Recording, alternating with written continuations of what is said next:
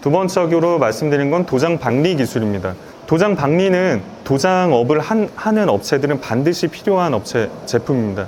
제품을 박리하는 경우도 있지만 제품을 사용하려면 기본적으로 도금과 같이 통전 기술이 필요한데 이런 통전 부위에 도료가 지속적으로 쌓이게 되면 이 도장을 효율성을 저하시킵니다. 그래서 업체들은 박리제를 운영하고 있습니다. 국내에서 운영되고 있는 박리의 기술 방법입니다. 박리 기술은 3가지 정도로 요약해서 말씀드릴 수 있습니다. 물리적으로 쇼트 블러스터나 아니면 깨는, 부시는 물리적 타격 방법이 있고요. 국내에서도 많이 운영하시는 화염을 이용한 방법, 마지막으로 화학적인 방법, 케미칼을 운영하는 방법, 이렇게 3가지로 운영되고 있습니다. 모두 다 장단점이 있습니다. 기계적인 방법은 사람이 노동 집약적이고 소재가 손상이 됩니다. 이런 것들을 개선할 수 있는 방법을 찾는 게 저희 쪽에서 연속 운영이 가능하고 소재가 손상 없는 공정이 우선 1차적으로 필요하고요. 두 번째는 표면 분진 화염을 이용하게 되면 단순히 우리가 태우는 거에 대한 심플함을 생각하시는데 기본적으로 화염 박리가 최소 6시간, 8시간 이상 소요가 됩니다. 300도에 가까운 온도를 줘야 되고 박리를 하게 되면 표면에 어마어마한 분진이 있습니다. 그리고 소재가 저희 쪽에서 얘기하는 화염 코팅에 대해서 원소재에서는 사용을 할 수가 없습니다. 일반적으로 지글 에크들은 할 수 있지만 제품을 다시 재도장했을 때 도장 불량이 나는 공정 중에 하나입니다. 그래서 이런 것들을 개선할 수 있게 박리 이후에 소자 손상이 없는 것을 주 목적으로 하고요. 마지막 하나는 국내에서 잘 많이 쓰고 있는 독성 물질이라고 할 수 있는 메소린 클로라이드나 TC 같은 물질들을 이용해서 박리를 하는 기술입니다.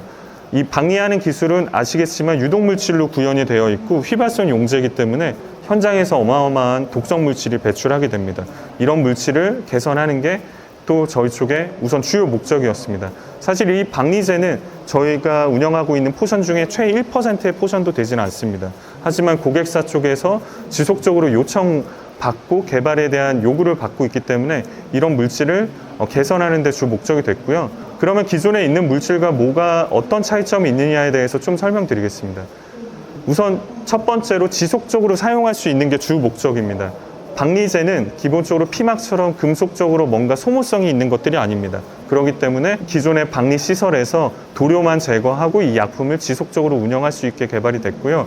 두 번째는 고객의 요구 조건에 대해서 약간의 설비가 필요합니다. 심플하게 그냥 작은 통으로 운영해서 운영되면은 당연히 슬러지가 쌓이면 더 이상 사용할 수 없는 기간이 있기 때문에 역시 지속적으로 운영될 수 있게 개발이 됐고요.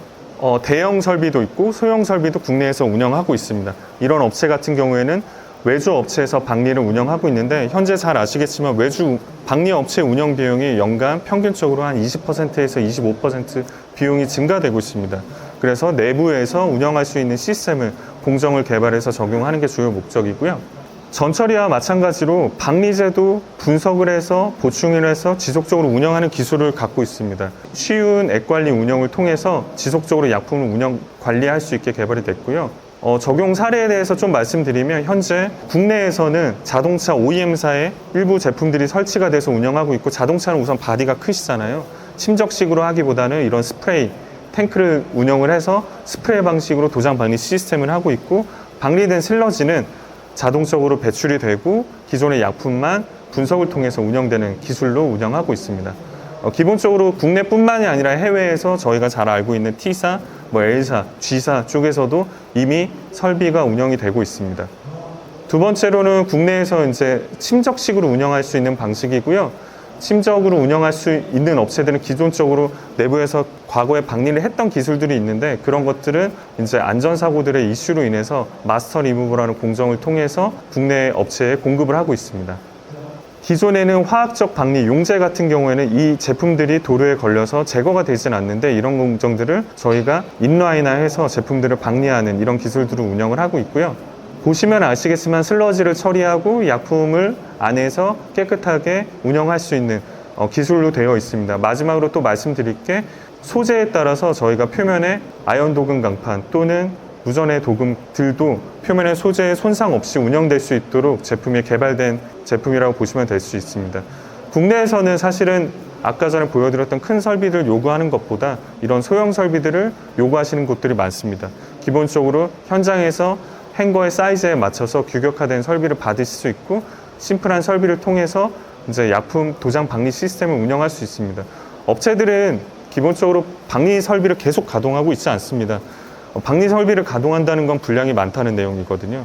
하지만 도금이나 도장이나 한 번씩 로트성 대량 분량이 발생을 했을 때, 이럴 때 활용할 수 있도록 이런 공정이 운영되고 있다고 보시면 될 것 같습니다.